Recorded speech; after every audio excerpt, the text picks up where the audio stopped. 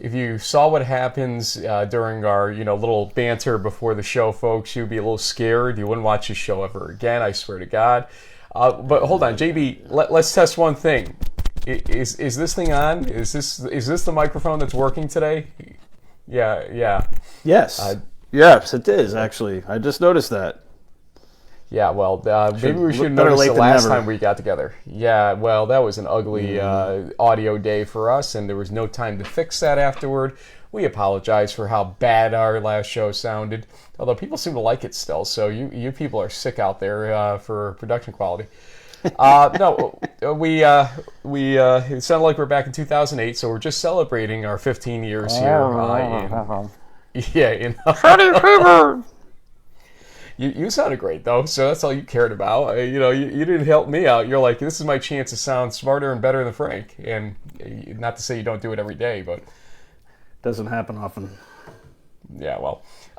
This is an interesting week 6 coming up here that we're going to be previewing on our live show an hour earlier than normal. And Anthony Fasano is in the wings waiting to join us, so we'll get to him in a little bit from Utica. They have a big game. There aren't as many big games going on, but then you throw in a little bit of rain, in fact a lot of rain coming across this section of the country, and that could affect some games. That Ithaca RPI game, the Utica Cortland game. I'm curious to see how everything plays out. Having said that, I'm going to get soaked this weekend. Okay, I'm going to be out at a high school game tonight. I'm going to be at a college game tomorrow in the rain. So say a little prayer for me that I survive this one. What are you doing this weekend? Anything exciting?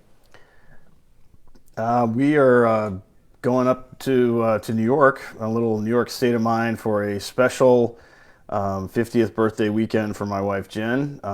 Got the kids all coming in tonight from various parts of the country, and have a special dinner planned tomorrow night, and just going to enjoy some fall weather. It's been raining like for a month straight down here, so if it's raining up there, I guess it's no big deal. But seeing temperatures that start with a 5 or a 6 would be nice. That hasn't happened to us yet this year, so we're hoping that we catch a little break to get a little fall weather up in Manhattan. But this is really just kind of a family trip. I wish I had a little bit of a window of time to either go check out a Montclair or some game there in the city limits, but I'm on a tight schedule, I've been told, so I'll be doing my best to follow all the action, but family focused weekend, and it should be a really special one. Okay, so literally 8 minutes ago, there's a Moosemania video that has posted. So here's what we're going to do. We're going to throw this to our intro. I'm going to try to do something extremely quickly here in the background. Yep, I'm curious. I'm a little scared to do this without watching it first, so we're all going to see it really for the first time. That's the beauty of live streaming here. Welcome to Season 16 of In the Huddle.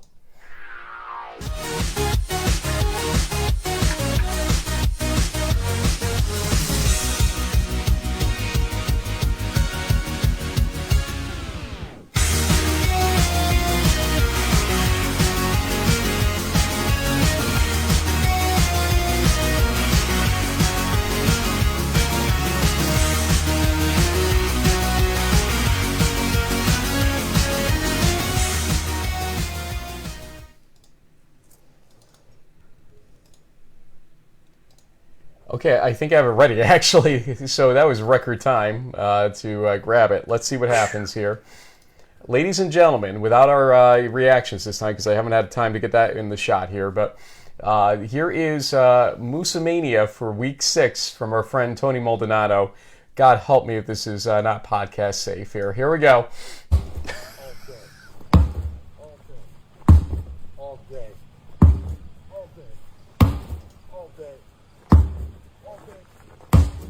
Day. Week 6. Pioneers. 12th man. What's the time to do? Time to play football. All day! All day! Big Tone here, Moosemania Minute. You heard Madman Malzahn. Week 6. Against probably our toughest challenge of the season yet. Against a team that is extremely well coached. Extremely talented. Depth at every position at all phases of the game. What are the Pioneers going to do? Well, I'll tell you what, Big Tone. We are headed to the belly of the beast. Iron will sharpen iron, and the cream shall rise to the top. It's time to release the madness.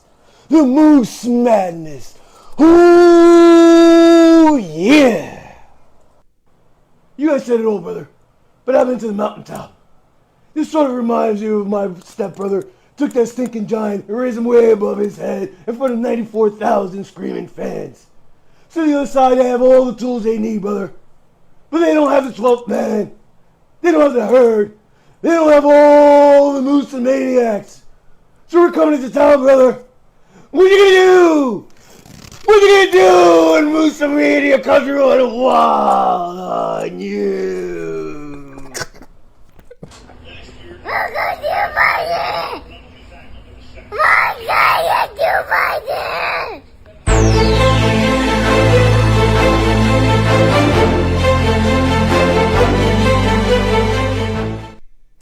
I think that actually triggered something last week on Facebook, so we're going to stop that right there. Wow. Listen, we're going to throw out the script here. Anthony Fasano is joining us, graduate linebacker at Utica University. Let's talk about what Tony, oh my God, why do I do this to myself every week? Let's talk about what Tony Maldonado was talking about there, Anthony, in a little bit more here. You guys have a huge game coming up this coming Saturday, 1 p.m. at our friends at Cortland, and nationally ranked, you know that, obviously. But the interesting thing is they come in with a loss. You guys are undefeated, and you guys aren't ranked. I know it's a little bit of a bone of contention in Utica land, but how are you doing, and how are you feeling so far this season, which is your fifth year, essentially, thanks to COVID? I'm doing wonderful. Thank you guys for having me. We try to take every game, like one game at a time, and Cortland, it's no different. Like, we go through every week the same. We prepare the hardest, and this week we know it's going to be a challenge. I think we're up to it. Our coaches have really set forward a good game plan. And if we execute it, I think we'll have a good chance for success this week. Is it just the coach's game plan, or does Tony Maldonado figure into things, too, with his weekly videos for you guys to try to pump you up at the end of the day?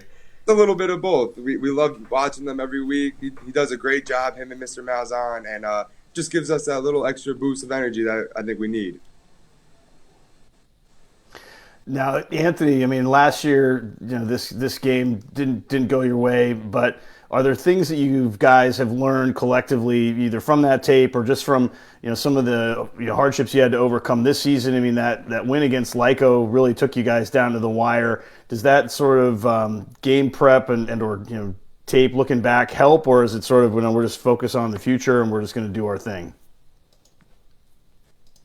Well, I think we lost Matt Brantley, our captain, our leader, to an injury, and at that point in time we were losing. And I think it shows of how gritty of a team we are to really bounce back from losing Matt and to come out with a win that game. And that's been our story all year. We're a gritty team. We fight to the end, and it doesn't matter who we play. I think our end goal is the same, to get a win every week. Anthony, there's been talk about going Division II in football, about different things for Utica, but a lot of people have said along the way, well, why are you worried about Division II? Win the Empire 8 first, and then we can talk about what's next in terms of climbing that chain. This is the one bugaboo at the end of the day that seems to have existed for Utica football. I'm going to guess there's a certain level of that being the reason why you came back for another year. You wanted another chance at this gauntlet of the Empire 8. I mean, how important is it for your team, for you, to be an Empire 8 champion if you can get there here?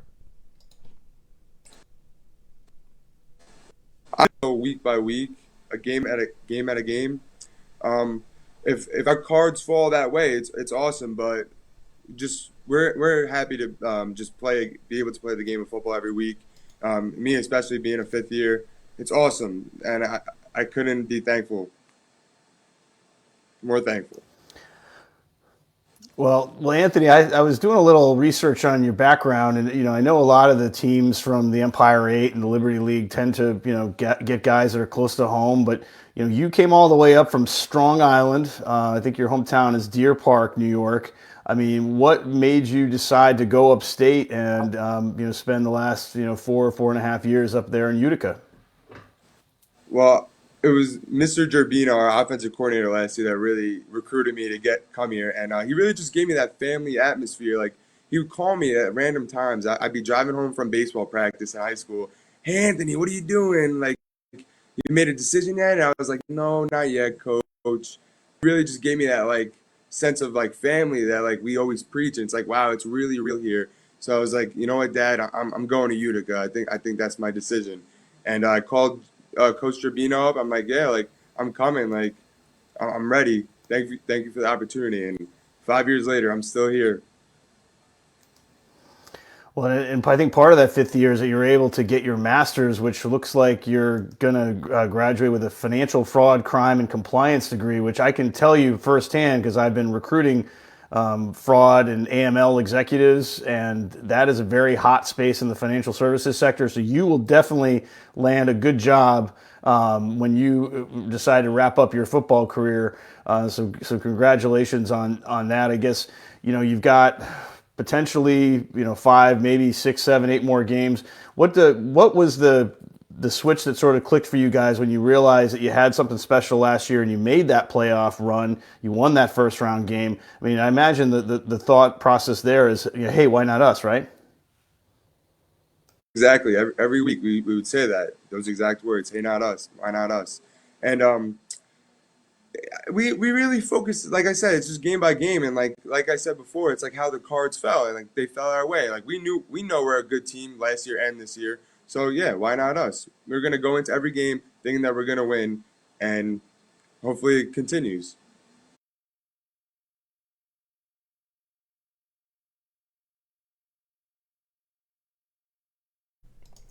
This game feels like that Susquehanna game from last year, the way it sets up, because you guys aren't getting the respect level you feel you deserve coming into it.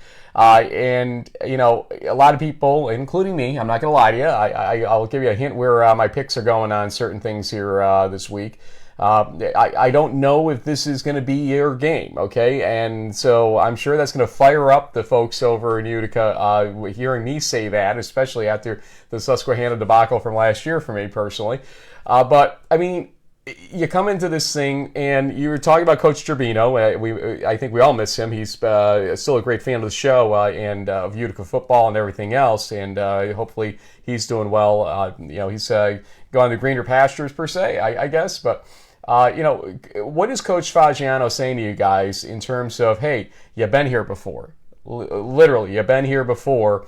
Last year, you got to the second round of the playoffs in a situation much like this. I mean, are there comparisons to be drawn between these two games, and is he doing that? Well, I think we learned last year on how to play in big games, and I think that was our downfall last year. But this year, we have a better attitude, definitely. We know they're a good team, but we know we're also a really good team, too. And that's really what's getting preached this year. You could say, like, field position last year, and all other factors. I think this year we got to play a complete game to beat these guys. We all know they're really good. Let's talk briefly, too, about this. I mean, your defense against their offense lines up very interestingly for me. Zach Boyce is a very good quarterback. He's got some great receivers out there. How do you apply the pressure you need to as linebacker to really get him hurried, or to at least, quell what is a very good passing game? And do you think because of the weather, you end up with a run situation, he said, that might get thrown into the mix a little bit more than normal, ultimately? Because it looks like it's going to be a washout here in the upstate New York area, across the southern tier, and here in the Albany area, let's say. Well, they have great players everywhere. We know that, but we also have great players. We haven't really been looking too much into the weather. I think we got to execute our game plan. And I think that will be our success. That would be our path to success. JB, do the honors, sir.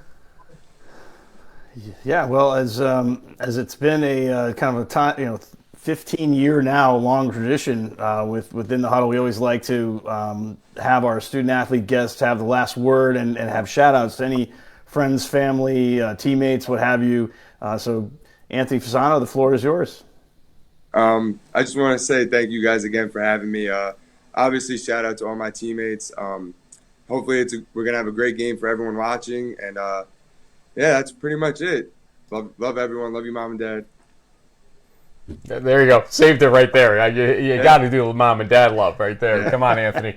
That's right. Paisan, we got to thank the parents. If we don't, we will never hear the end of it. We won't get our Sunday dinner and all that stuff. So, listen, I know it's always the sacrifice going that 5th year. I hope that it parlays into not just football success for you, but also professional success. Ultimately, that you are out there with a great major, a great profession, hopefully down the line, and nothing but the best for you, sir.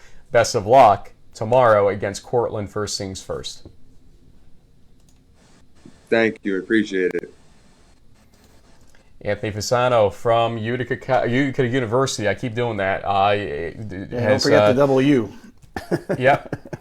Has joined us here, and we kind of usually wait for our slide to hit that, but he's been waiting in the wings, and after that Tony Maldonado video, we had to go straight to him. Let's keep rolling. Musamania, he just lost another shirt, thanks to him having to rip that.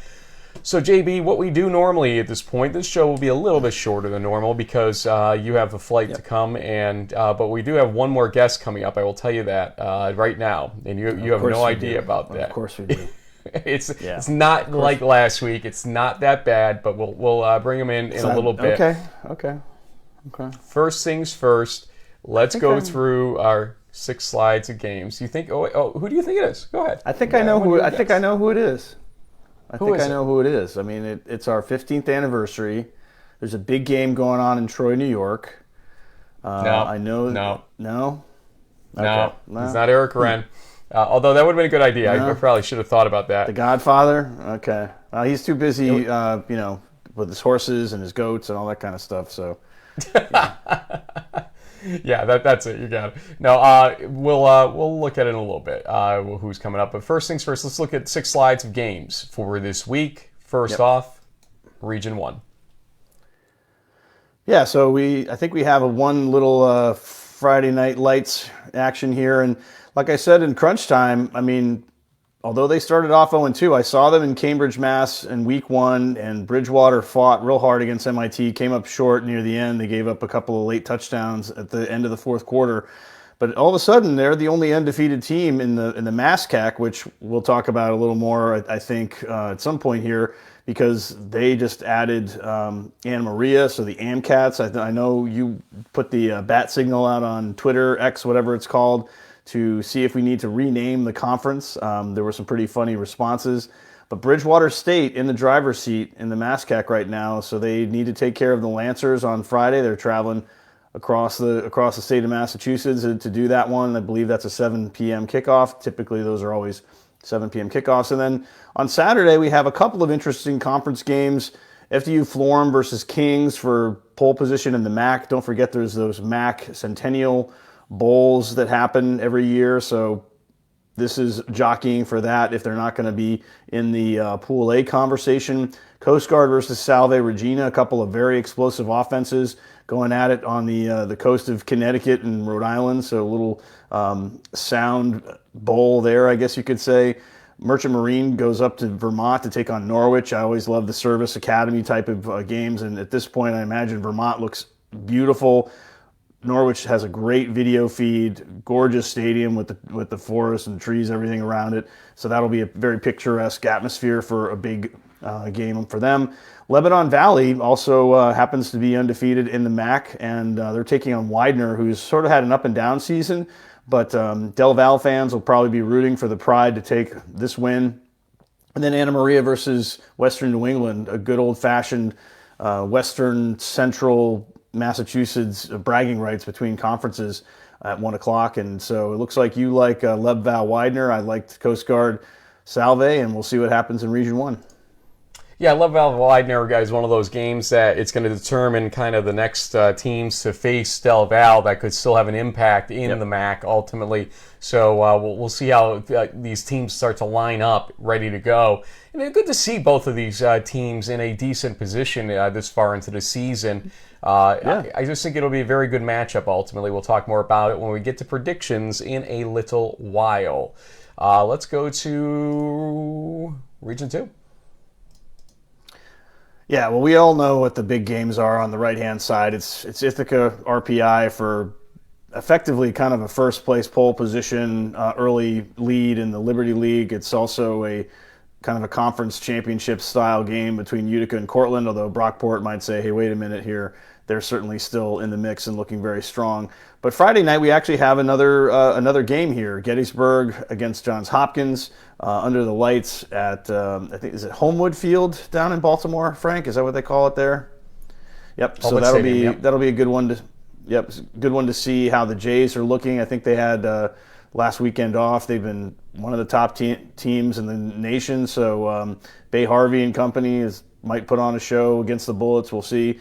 But noon, we got Ithaca RPI, Classic, Liberty League, upstate New York. Same thing with Utica Cortland. Your Sinus is taking on Franklin and Marshall. Both of them have had some bumps in the road, but this is one of those jockeying for position in the postseason bowl race. So their season's certainly not over yet, and they both have a lot to play for. And Christopher Newport versus Dickinson. Hopefully the Red Devils have picked up all their helmets off the field after they flung them up in the air and all that kind of thing. And their equipment manager isn't too busy screwing in everything again. But that's an interesting cross-conference game here between the NJAC and the Centennial. We'll get to it in predictions, but I would like to think that the potential new NJAC champ could win this game on the road. We'll see. Dickinson's pretty tough. Moving on to Region 3, I kind of waffle on the game of the week. You seem to have a selection there that makes sense as well. And let me just kind of go through this real quick because it is quick.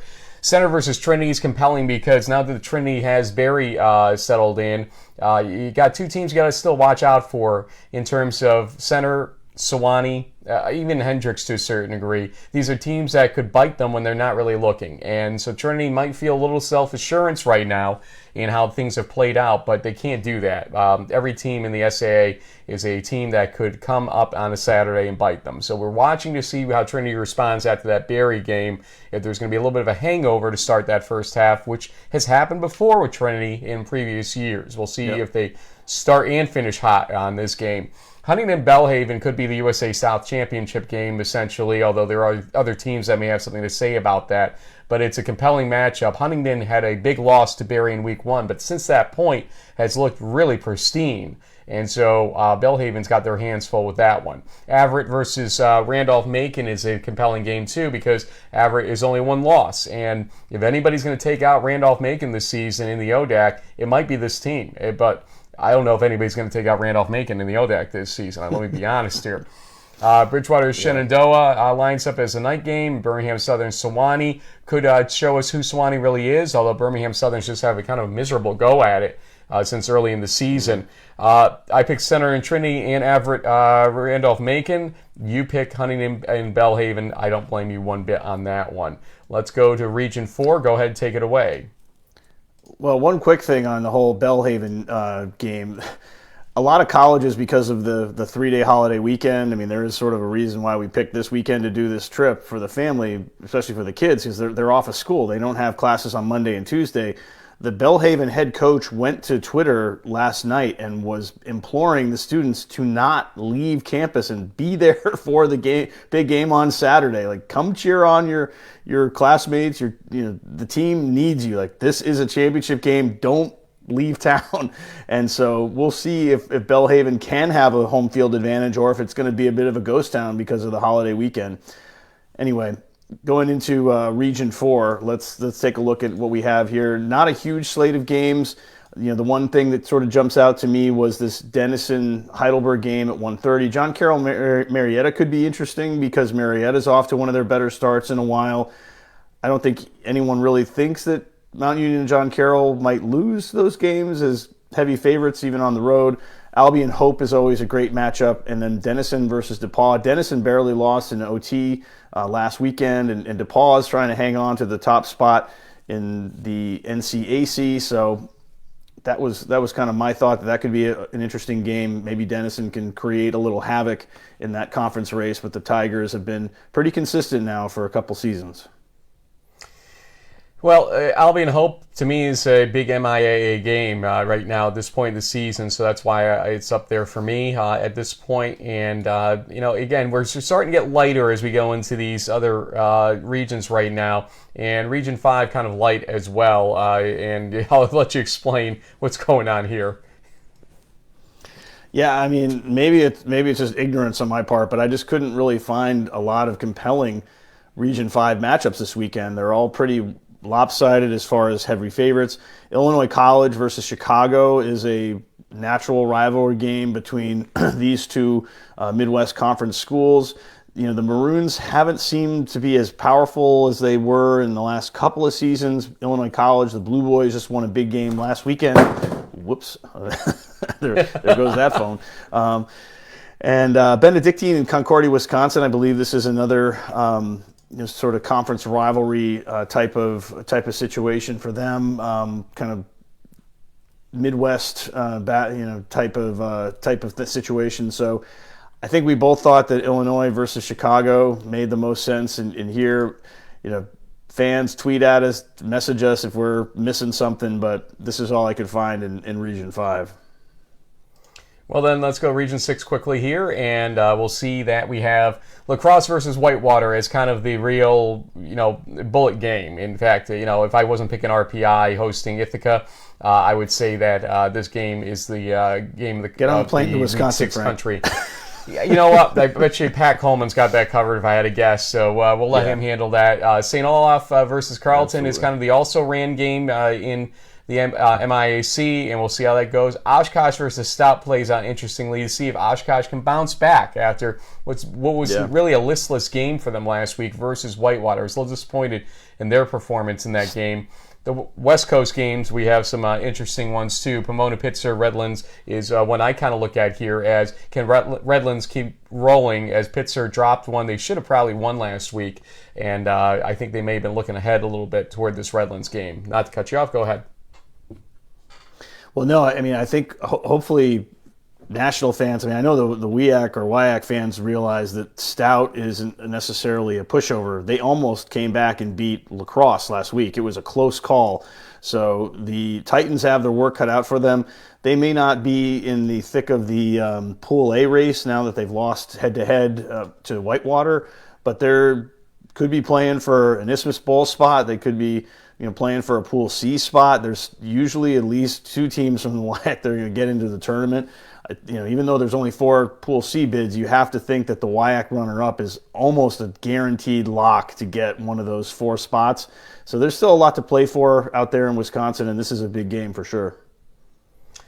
So listen, JB, I was thinking we are really knocking it out of the park with predictions, but I think there's somebody out there that can predict even better than us.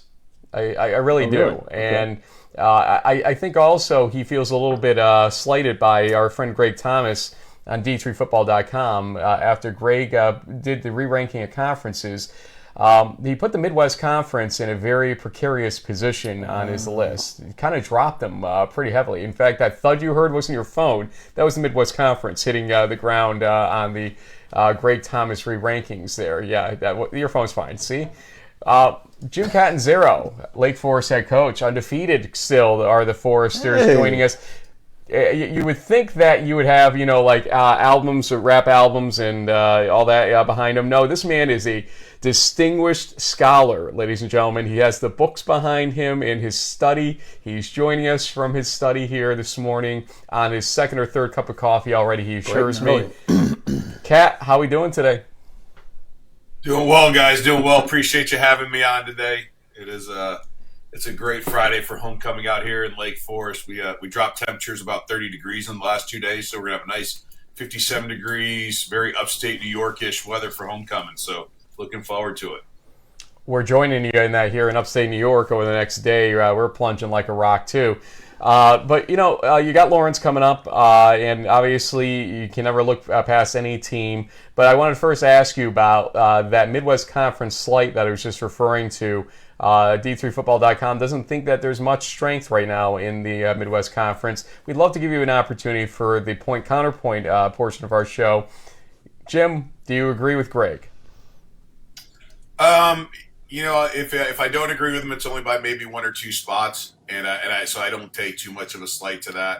Our non-conference schedule this year ended up being probably not as strong as we would have liked across the board, other than Monmouth playing Wartburg.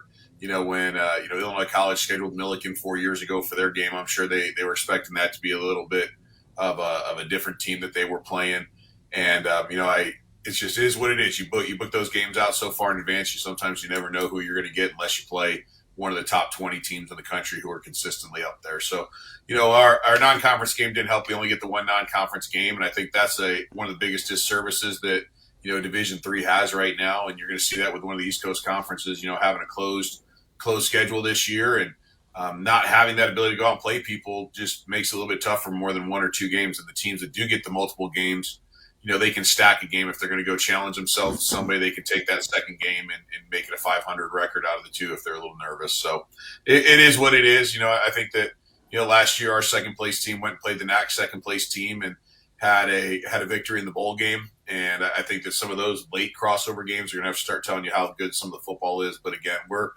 pretty top heavy right now in our conference, so we gotta take the lumps when those types of things go and just keep winning the games we play.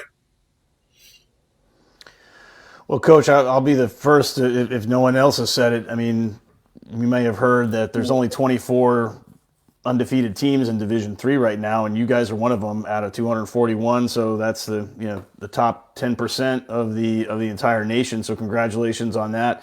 I know you've had to work a little bit, here with A.J. Jackson not being healthy. Football, there's always guys that get injured, next man up and stuff like that. But what has helped you continue on that path of just keep winning your regular season games these past seasons? Yeah, I think the culture within our team is just really strong, and we're not about one player. I mean, trust me, we're a lot better when AJ is available than when he's not. But last week you saw him return for a touchdown. He was still tired by the time the 3-and-out happened, so our next returner goes in and he returns one for a touchdown.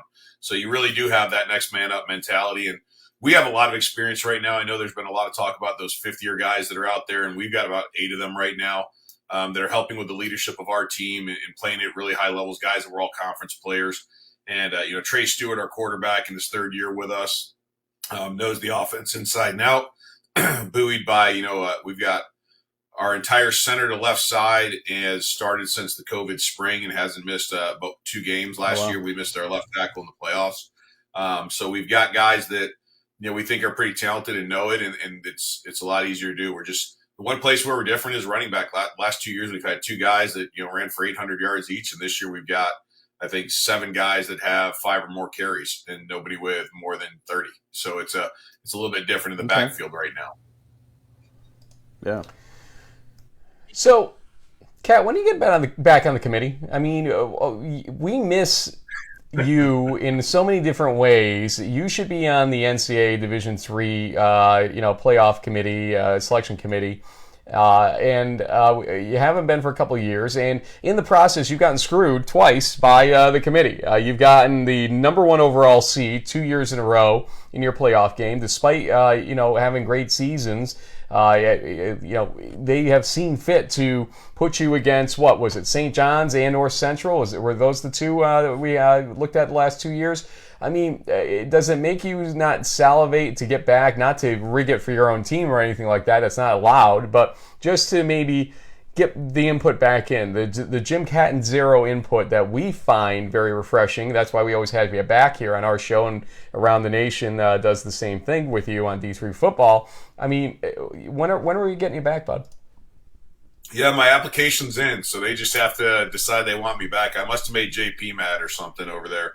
But, it is one of those things where it's a rotational thing, and if new people are qualified and want to get involved, the NCAA is going to spread it out more than bring people back. And they know I'm interested in coming back and bringing that coach perspective. I know we've got a couple of good coaches on there the last couple of years, Blaise Fagiano and a couple other guys. And so I do think that there is, as long as there's coach presence, I'm good. Like that's the most important thing, is having coaches in the room, make those decisions. And during my time on the committee, that was one of my biggest things when I went to the AFCA convention, was really clamoring at the coaches to join and get involved and be a part of the process, because I think when we talk, the administrators in that room do listen. And as long as we abide by the rules that the NCAA has for travel, 500 miles and things like that, we're good. Like I said, one year we didn't get the committee, the bracket that I wanted because of flights, and that's okay. We had to go back, and I made it very obvious that wasn't what should have happened, but it did. And my year we were the only team that could get to St. John's that was, within that mileage in the Midwest, that it wasn't really a top 2 or top 3 regional seed going against them. So we have to go find a way to boost our non-conference schedule up a little bit. We've got some things in the next couple of years that I think will do that. It's just a matter of finishing out our current contract and then going up to we actually play Claremont Mud Scripts in 2025, so we'll get a travel game and get that big kind of intersectional, interregional game, and hopefully that helps us. You're used to those Southwestern trips, aren't you? With your Arizona pedigree and everything there. So I'm not surprised a little bit about that. Go ahead, JB. Sorry about that. Well, no, and I was about to say, I think that there could be some teams in the Liberty League in upstate New York, his old stomping grounds, that could use an out-of-conference game, especially since they didn't get paired up with the NJAC or the Centennial. They sort of lost out on the musical chairs. So, Coach, being an upstate guy by background, I'd love to get your thoughts on a couple of the big games this weekend. Ithaca, RPI, we got Utica, Cortland. From a coaching matchup perspective, what do you think there? Hold on, I got to call timeout, Kat. Actually, the reason we've got him here is he's going to join us in predictions right now. So he's going to get to talk about some of these games, actually, right now. Okay. We'll put him on the spot. All right, let's go. Yep. We're doing it live. Is that the motto? Okay. In fact, we got the screen ready and everything. And now, JB and I know about our success here.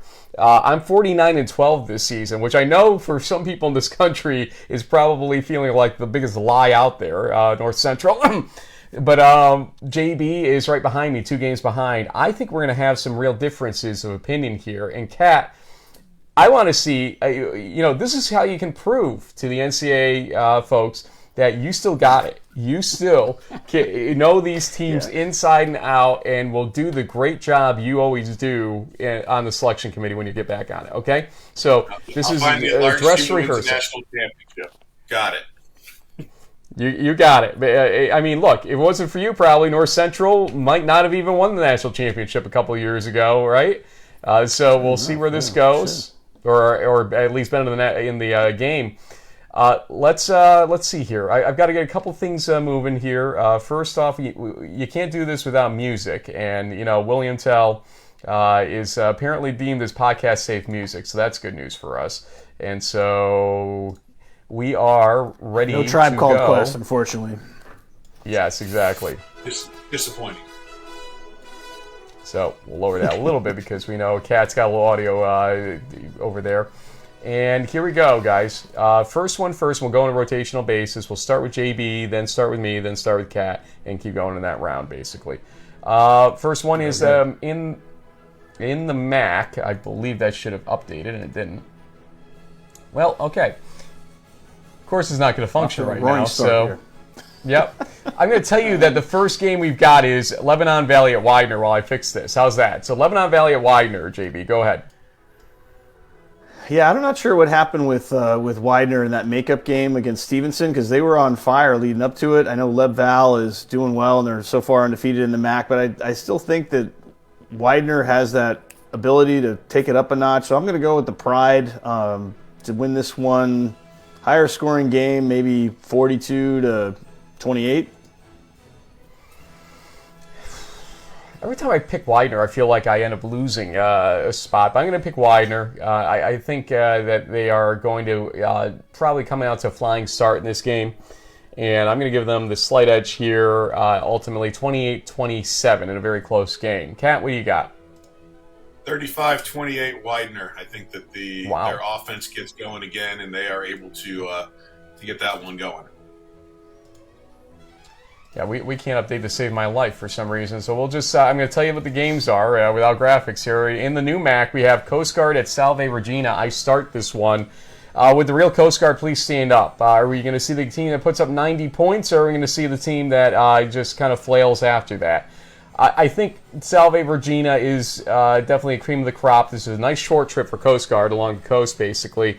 The weather may play a role here, so the running game might actually have an advantage for Coast Guard. But I'm still going to give the edge to Salve Regina by a final score of, with that rating, 24-14. Thus far, Salve, with their defense playing pretty stout right now, not giving up more than 2 touchdowns in any of the games that they've played so far, I'm going to go with them to win 35-21. Yeah, I just like the fact they've got a QB named Jack Stack or something, Jake Stack. It's a great football name, so I'll also go with the Seahawks. I think maybe a rain slobber knocker, whatever you want to call it, but 21-14 Salve. Now with graphics, Liberty League, it's Ithaca at RPI. Kat, this is the one that JB was about to ask you about, so go ahead, pontificate on this one. Yeah, so I'm going to go with what you just asked. Will the real Ithaca please stand up? Because they're winning games and they're doing it differently, it seems, each week. And so from an identification standpoint, I think that they're really starting to come together out there. I do think that RPI has the ability to what some people would perceive to be the upset over the ranked team this week. And so if I was a quick hit guy, this might be one that I would take a look at, but I'm not a quick hit guy. So I'm going to go Ithaca 27. RPI 24, and I think it's going to be close, and it could be a final possession game. JB? Yeah, I think it's going to be a close one no matter what, and in the past, RPI has pulled off some of these close calls at home. I think having that extra week gives them a little bit of an edge, chance to rest up, a little chance to scheme a little more. Ithaca had a pretty physical game versus Hobart. I'm going to go with RPI at home, 21-20. It's going to be like a field goal game. Where's Andrew Franks? I'll tell you, I thought this was going to be a game we diverged on. I'm picking RPI also here. I picked it in quick hit, so it's not like I can change my pick at this point even. It's in print at this point. No, I just, again, the weather's going to play a role. It's tough to win in Troy. And, I just feel... I don't know, Kat. I don't feel that Ithaca has the full momentum back yet. I honestly thought they were going to be Hobart by more last week. And they, it was a 10-point game, and it could have easily been a 3-point game in that game. So I really feel that RPI has a coaching staff that's been there before, it has played these games well, and can pull a rabbit out of their hat at the end of the game. We've seen this happen before where shocker scenarios occur in Troy in this game specifically. RPI wins it 21-20, which may be somebody else's score as well from that.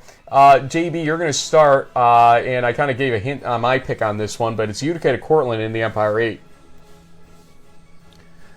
Yeah, I mean, I would love to do all, go Moose Hogan or, all that kind of thing with the Pios, but I just feel like Cortland has shown, with the sort of last 7-minute mess up with Susquehanna, they should probably be undefeated. I think the Dragons at home is probably the call. Utica will give them a good run for their money, but I think too much offense in the end. Dragons 42, Utica 27.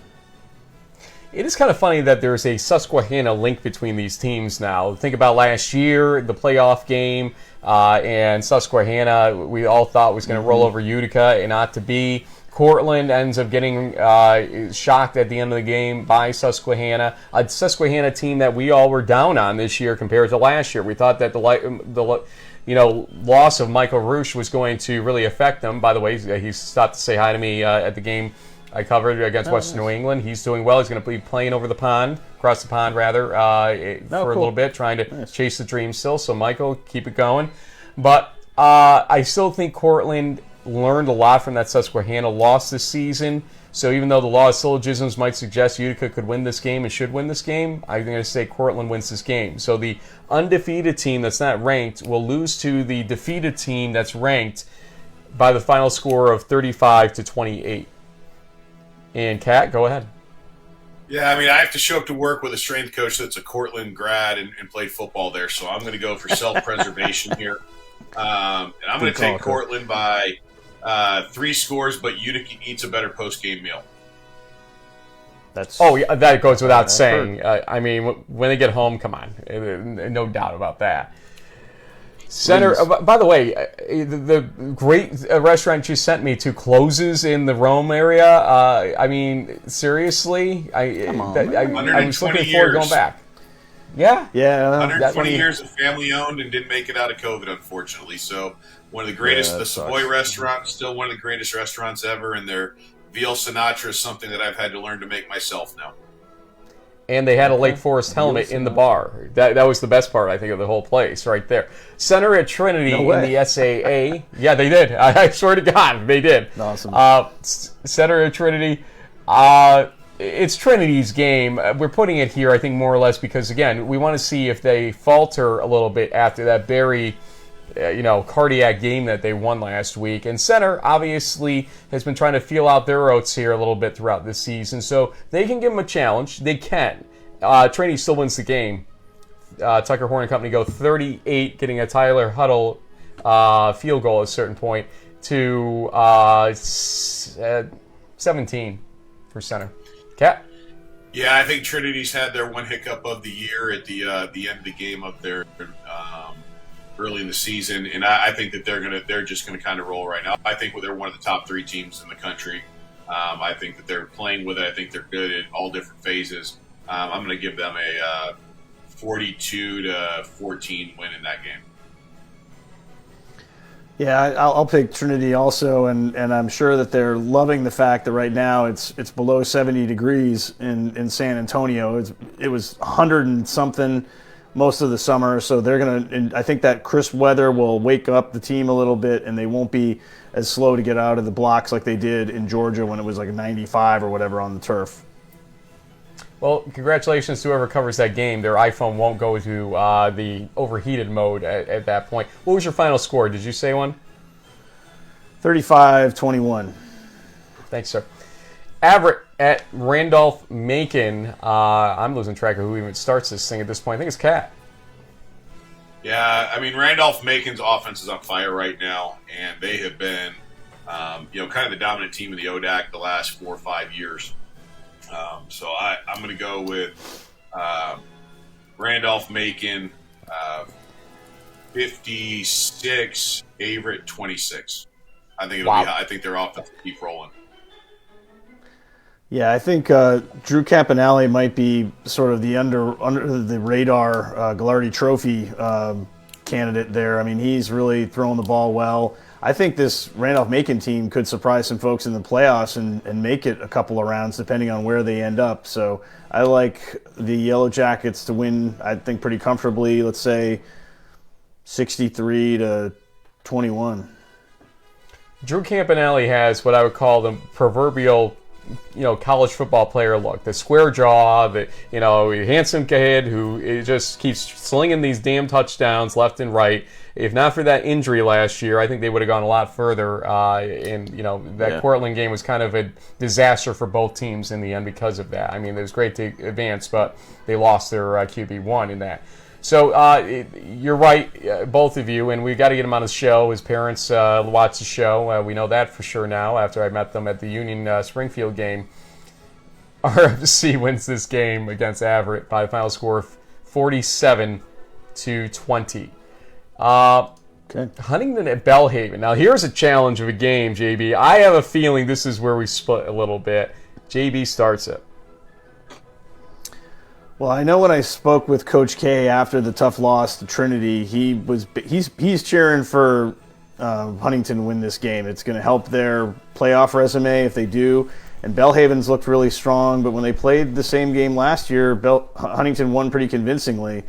And with the whole student thing going out the window, I think Huntington's probably going to win this game. It'll be a close one, but 31-28. I'm thinking Huntington too. I thought for sure you were going Belhaven on this one. I've got Huntington, and for the reasons of I said earlier, they, looking back, the Barry game, we're like, oh, that was a horrible loss for Huntington and everything else. Well, at this point, nobody's beating Barry except for Trinity. Yeah, I mean, and Trinity almost didn't beat Barry. So, okay, throw that game out, and ever since then, it's been win-win-win. So, Belhaven's undefeated. I just don't see the level of challenge on their schedule that Huntington's had. I think they're here. Let me throw out the word battle-tested again, and get myself in trouble. So I'm going to pick Huntington in this game by the final score of low score 17-14. Despite your battle-tested curt kiss of death that you just put out there, I'm also going with Huntington.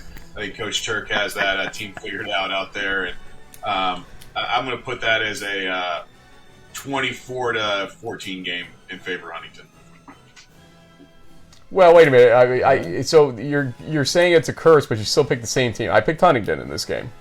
Yeah, I know. I'm still, even though you did it, I'm doing it in spite of your behaviors. I'm cursed now too. Yeah. We're all cursed. So what are we gonna do? Yeah, really. I thought you guys.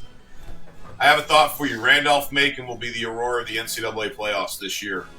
That is my personal predictions. They are the team that is ready to make that move. If they stay healthy. I disagree with you in that I don't think they're going to be an Aurora because I don't think they're creeping up on anybody. I think that people know about this team right now and are fearing it with Drew Campanelli healthy. I think that team is a 10-0 team all the way this season. Who's going to stop them, honestly? So those of us in the Midwest debate. were not surprised by Aurora. The Midwest folks were not surprised by Aurora last year. Okay. That's fair. That's a fair point. MIAA, Albion at Hope. And this is my start here. Tough one. I'm going to give the edge here to Albion just based on recent history. But, this is a good game on paper. It just seems like it could go Hope's way at home. But I'm going to give a slight edge here to Albion. I can't give you many reasons beyond just recent history feeling on this one. I'm going to say by the final score of 27, make that 34-31 in a high-scoring affair. Kat? So my longtime running backs coach is an Albion grad, but I think that Hope's challenge against Aurora in the first game is the best game on either team's schedule. So I'm going to go Hope 21-14, low-scoring game, tough game, and to be honest, I think it could go either way, but I'm going to go with Hope. Does Hope spring eternal, JB?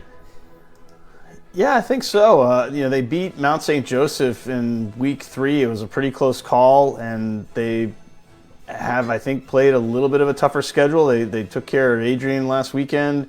I know Albion is sitting out there undefeated with good wins over Rose Holman, and they beat Stevens Point. But I think, I'm going to go with Hope, and not just because their uniforms look like Hobart's. I'll say it'll be another high-scoring, close game, 40-35. Why not? There are places outside of Geneva, New York, just to remind you there, JB. Denison at DePaul. And Kat, is it kind of one of those to be the king, you got to beat the king type of scenarios here in this game? I do believe that. I think that this is you're going to have Denison come in off a loss as well after the game against Wittenberg last week. And so, DePaul is kind of been the team in that league for about 3 or 4 years. And I think that this is, if you're going to have a chance, this is the time you have to do it. And maybe you can sneak up on them coming off of a loss. Maybe they take you down. They take you a little bit less serious. But I'm going to take DePaul 35-24. Yeah, I'll go with the Tigers also. I think they'll probably win this one, say 38-27. Yeah, I'm with you guys. DePaul just seems to be the class right now. I'm looking forward to Mona and Bill game, though. I think that's going to be a very good game this season that could go either way. So we're a little bit away from that game. DePaul still wins this one 31-21. A game which Kat may have some rooting interest in. We'll find out, I guess, and he can refuse to pick the game if he feels there's a conflict of interest going on here. He'll go last either way here. It's JB's turn for Illinois College, the Blue Boys at the Maroons, Chicago. Yeah, I think I'm going to go with IC. They had that close win. They've looked good in a few of their games, and Chicago just doesn't seem to have the same kind of firepower. I think that super running back they had must have graduated or something. I'm sure Kat could confirm that. But, yeah, I'm going to go with the Blue Boys, and I think another low-scoring, close call, like 24-21. But I think, though, they may pull the road upset here. Tough one. I mean, that Illinois College game against Monmouth, excuse me, it throws me for a loop so much I can't remember Monmouth's name right now. It's way too early. I haven't had my coffee yet. I think Chicago wins this game at home. It's tough here. I see why you would pick IC. I honestly do.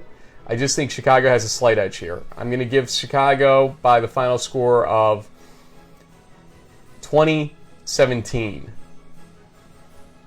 I will refuse to pick, but I'll provide some analysis. How about that? The Illinois College Blue Boys have a great defense. They are really sound. Their quarterback, Destin Chance, is a absolute gunslinger of a player, and we've seen him up close and personal. And they may have the best unknown wide receiver in the country in Colin Brunstein. And he is one of the most vertically explosive players I've seen, playoffs or otherwise. He is a very dynamic player, and they're getting some help in the running game. Yes, Nick D'Ambrose did graduate from the University of Chicago, but they also graduated a quarterback with their top 2 wide receivers and a few other players. So I think that some of their early struggles may be a little bit more of that team maturing and coming together. And now that they've had 4 or 5 weeks together, we should see them performing at a pretty high level. So no pick, but I'll say that there's 2 really good teams that are going to play a game on Saturday. And after we get done with our homecoming game, I will be anxiously looking for the score. JB, pencil them in for Illinois College, okay? Pencil them in for Illinois College on this one. I read between the lines, okay? Anyway, sorry, a little production thing there, Kat, don't worry. In the WEAC, it's lacrosse at Whitewater. And I'm going to start this one.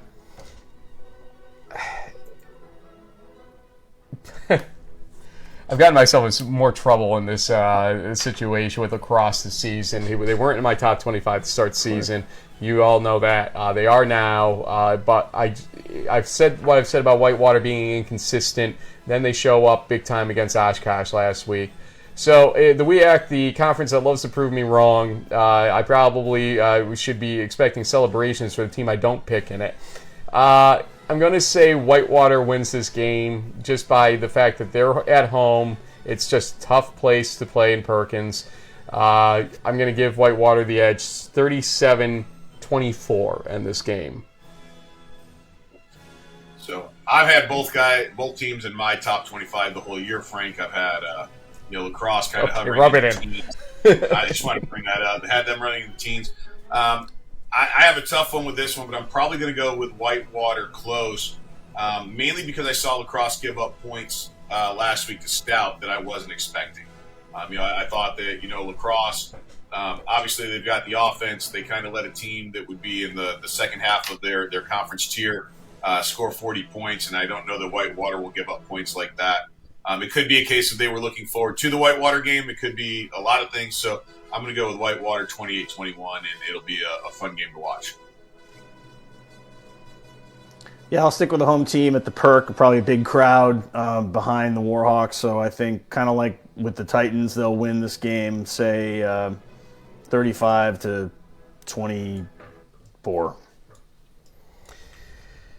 JB's got to catch a flight soon. Kat, we've appreciated your time here. Best of luck in your homecoming game against Lawrence. But before we let you go, I think it's best to make sure we give you shout-outs, even though we usually save this for player guests. You're a player's coach of players' coaches out there, so we're going to give you an opportunity for any shout-outs to family, friends, players, not necessarily teammates, but assistant coaches or anybody else you'd like to give a shout-out to. Jim Catanzaro, the floor is yours. Yeah, give the quick shout-outs to we'll have to give one to the wife. She's got a big game this weekend, too. So, number 1 and number 4 in the state playing in field hockey. But there's a number of coaches out there that, Paul Schaffner and a bunch of other guys that made me, Joe Reich, that made me a coach. And so I appreciate them every time. And, yeah, we got a bunch of good players, so I can't pick just one. But we'll go with Luke Butts, who's our defensive coordinator, former team captain, and has a a defense right now that's only giving up 3 points a game. So we're pretty excited about that. So there's the shout outs. I was trying to get the picture of your celebration meal from last week, because you had a big win. The wife had a big win. The whole family had wins last weekend. So you went full tomahawk steak on us last week, and that was a perfect medium rare that you had cooked that thing at. Also, one other thing. Last night, was there Midnight Madness at Lake Forest? We had pepper. There's we call it an old school pep rally in the old gym, and there was a lot of laughter, a lot of fun, and I think it was the proverbial good clean fun that everybody was out there behaving. There wasn't an alcohol induced event. I think that sometimes college kids can have just as much fun doing that as anything else. And we may not have an engineering school, but I saw they had a cup stacking competition between teams to see how high they could get in a minute. We did pretty well. There's a couple good Eiffel Towers up there. That sounds great. Sir, thank you for joining us. We'll see you soon. Fun. And in all seriousness, NCAA, get him back on the damn selection committee, please. Please. There's no reason not to have this man on there. He's got the education. Thank you, sir. Good luck this weekend.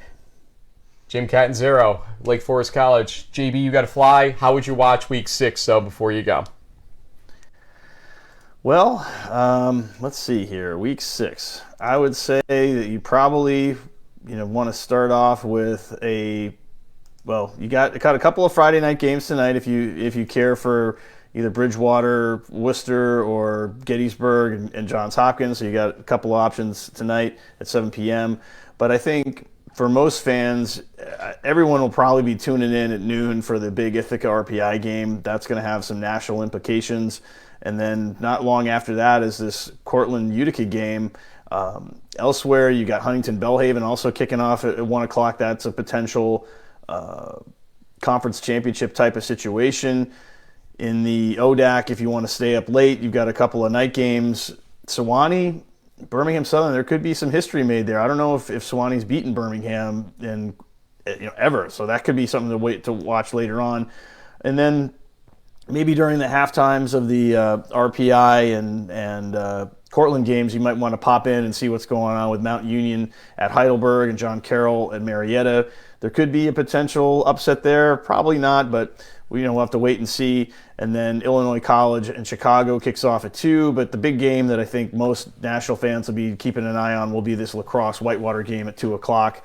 And you have on sort of the undercard Olaf, Carleton, Oshkosh, and Stout that kicks off at 3. And then for you diehards, maybe the West Coast Red-Eye fans, you've got 3 games starting at 10 o'clock. So it'll be a full day of football. There should be a lot of good games out there, but not as many blockbusters. We'll be keeping an eye mostly in that 1 to 3 or 30 sort of time frame for as these games sort of wrap up, and we'll kind of see if lacrosse makes things interesting. It might push it to 4 or 4:30, but it could be Whitewater all day early, and you can take a break if you need to. Send my best out to my friends at Gable 2023 out in Seattle. All my referee friends and player friends out there. Have a great weekend out there. Good luck to everybody, and play strong. And nonetheless, JB, a good week to watch some football. I'm staying close to home, but maybe I'll see you on Saturday because I might come on down to crash a party with the wife and the family down there. So we'll see what happens, folks. Thanks for joining us, and we will see you soon on Twitter all weekend and on our show, hopefully earlier next week, because we do have a holiday on Monday, thankfully, so I get a little bit of time to get some work done on the show instead of being mayor and all that stuff for one day next week. Yeah. Enjoy it, folks.